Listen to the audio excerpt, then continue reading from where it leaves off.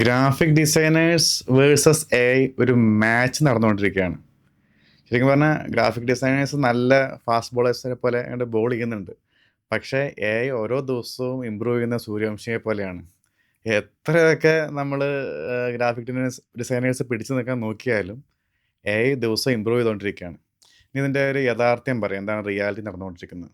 അപ്പോൾ ഈ graphic ഡിസൈനിങ്ങിൽ A I വരാൻ തുടങ്ങിയിട്ടിപ്പോൾ മാസങ്ങളായി. പക്ഷേ ഈ അടുത്താണ്, അല്ലെങ്കിൽ ഈ റീസെൻറ്റ് മന്ത്സ് ആയിട്ടാണ് ഏറ്റവും കൂടുതൽ ഇമ്പാക്റ്റ് കൊണ്ടുവരാൻ തുടങ്ങിയത്.